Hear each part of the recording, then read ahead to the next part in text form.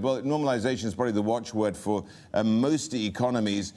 Looking at India, though, it has to come from a long way. And how does it really bounce back? And given some of the data and some of the anecdotal evidence tied with high-frequency numbers, it does seem that this bounce back is quite strong.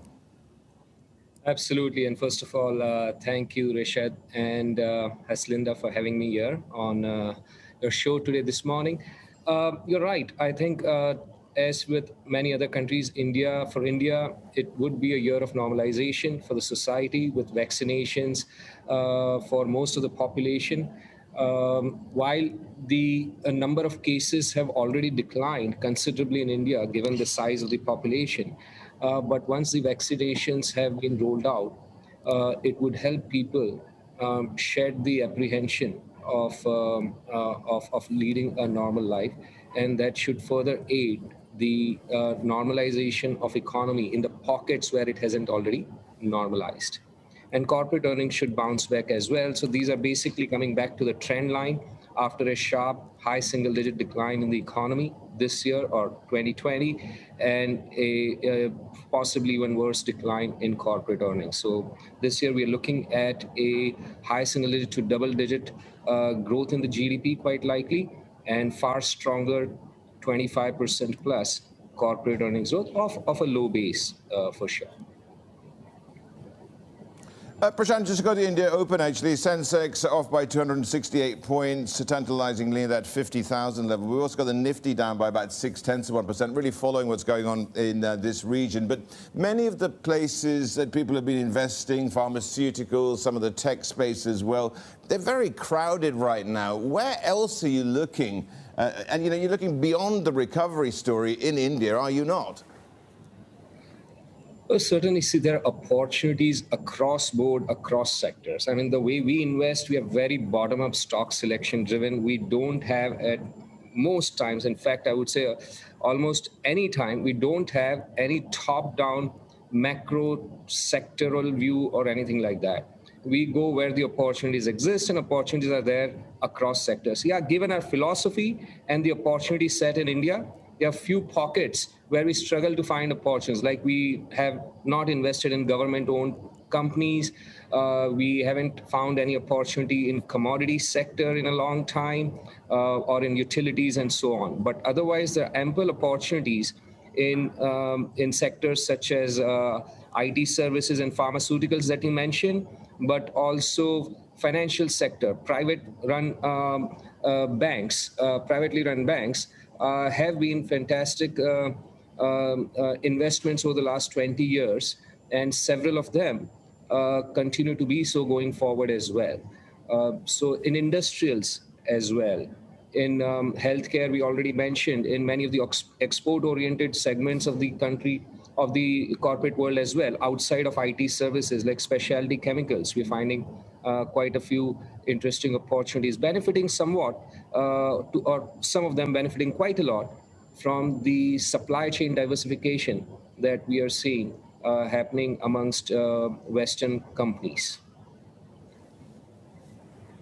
Prashant, Indian stocks are at record highs. Realistically, what kind of returns can we expect, and what risks do you see for Indian stocks in 2021? Thank you, Haslinda. So we've always refrained from trying to call the market at in any given year. If you ask me at the start of the year, I'm quite likely to say what I'm saying now, that we'll most probably earn, or not most probably, but the best ex-ante expectation to have from the market is that it would return the time value of money for the year, which is low double digits in Indian currency, mid to high single digits in dollar terms. So 10 to 12%, call it in INR, 5 to 7 or 6 to 7% in dollar terms. The fact that the equity market is at record highs, to me, is not something that's happened for the first time. I've been investing in the Indian market since personally or professionally since mid 80s in 85, and since then there have been hundreds, if not thousands, of days where the market has breached a new record high. It's in the nature of the markets to breach record highs over time as the economy grows, as the corporate profits grow, and so on. Where the markets are in terms of valuation is not in isolation, is never in isolation. It's always pegged to where the assets around the world are valued. And the biggest benchmark for equity market in India or elsewhere is the US equity market, for which the benchmark is the US long bond rate, which is the ultimate benchmark for all asset valuation in my view. So if Right. interest rates are where they are at record lows, you cannot expect to get equity market multiples at average multiples when the interest rates were far higher than where they are today. Uh, You're not a fan of P multiples. If you're not looking at P multiples, what are you looking at? So we focus on cash flow multiples, on our own version of cash flow multiple, what we call our OpCo cash flow multiple. So any company, we split into two entities within the company, a financial company and an operating company. All the assets are parked in financial entity, and the operating entity is assumed to pay a cost of capital for use of those assets. And the cash flow derived from the operating entity are basically representative of excess return on invested capital.